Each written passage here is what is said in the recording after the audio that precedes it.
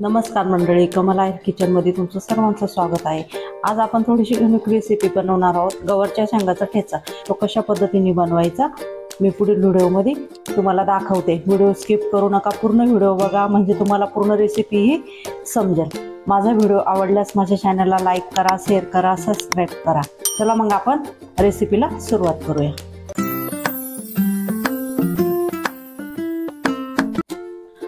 मोरण्याचे शेंगे घेतले मी इथं। आपल्याला त्याच्यापासून असं छान ठेचा बनवायचा आहे, याला गवार पण म्हणतात।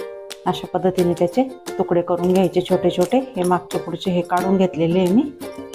आता याच पद्धतीने मी सर्व असे छोटे तुकडे करून घेते। त्याचे असे तुकडे करून घेतले, व्यवस्थित धुवून घेतले। आता आपण ते तव्यावरती थोडेसे असे मऊ करून घेऊ। गॅस चालू केला, इथे तवा ठेवून घेतला।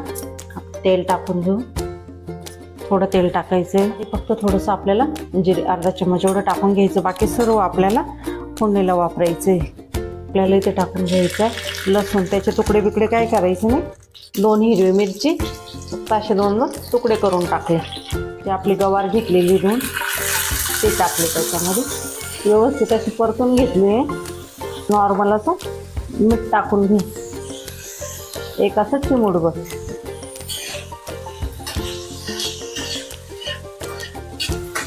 इथे आपल्याला आता 1-2-3 मिनिटांसाठी झाकून ठेवायचं। छान अशा शेंगा थोडेसे आपले मऊ झाले, कमीच गॅसवर मी ठेवले। आता पुन्हा असंच झाकण ठेवू आपण त्याला। आता इथे उतरून ठेवू। कढई ठेवली आता गॅसवर। इथे आपण 2 वगळे एवढं तेल टाकून घेऊ। तेल गरम झाले, त्याच्यामध्ये पुढे आपण इथे मोहरी टाकून घेऊ। त्याच्यानंतर पुन्हा थोडे आपण जिरे टाकून घेऊ याच्यामध्ये, अर्धा चम्मच एवढं। तिथे एका बाजूला इथे शेंगदाणे, 1 मूठ शेंगदाणे टाकून घेतले। शेंगदाणे व्यवस्थित लाल झाले, त्याच्यामध्ये कांदा टाकून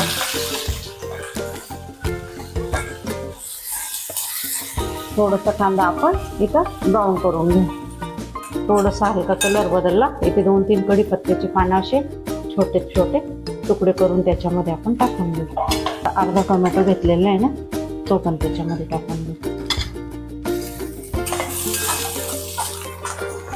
आधी टाकला नाही, कारण की तो आधी जळून गेला असता। त्याच्यामुळे आता आपल्याला इथे थोडासा हिंग टाकून घ्यायचं आहे। असं मध्ये व्यवस्थित फ्राय होऊन जाईल। नंतर टाकला ना त्याचा छान असा स्वाद येतो। आधी तो त्याला जळून गेला असता। आता ह्या स्टेपला आपल्याला थोडीशी छोटा चमचा हळद पावडर, गरम मसाला इथे 2 चम्मच, धना पावडर, कांदा लसूण मसाला।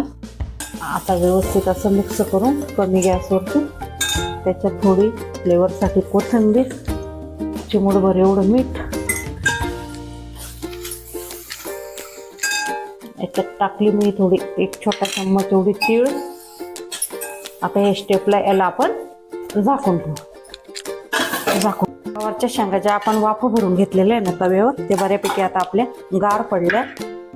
ते स्टेपला आपल्याला असं थोडंसं बारीक करून घ्यायचं आहे, कारण की आपल्याला गवारच्या शेंगाचा हा ठेचा, रगडा पण म्हणतात त्याला, तो बनवते। अशाच पद्धतीने मी आता इथे सर्व थोडंसं रगडून घेते। इथे आपल्या गवारच्या शेंगा थोड्या बारीक करून घेतल्या। पूर्ण बारीक नाही करायचे आपल्याला, कारण की आपल्याला तो रगडा बनवायचा आहे ना त्याचा। त्याच्यामुळे अर्ध्या सगळ्या अशा करून घ्यायच्या। इथे आपले सर्व कांदा टोमॅटो सर्व मसाले असे व्यवस्थित आपण फ्राय करून घेतले। आता इथं आपल्याला हे गवारचा आपण जो रगडा बनवून घेतला तो टाकायचा आहे त्याच्यात। व्यवस्थित असं मिक्स करून घेतलं। पुन्हा थोडंसं मीठ टाकून घेतलं, कारण की आपण आधी 2 वेळेस मीठ टाकलेले आहे। त्याच्यामध्ये 2 चम्मच एवढं आपण बारीक शेंगदाणे भाजलेले कूट करून ठेवलेलं ते घेतलं।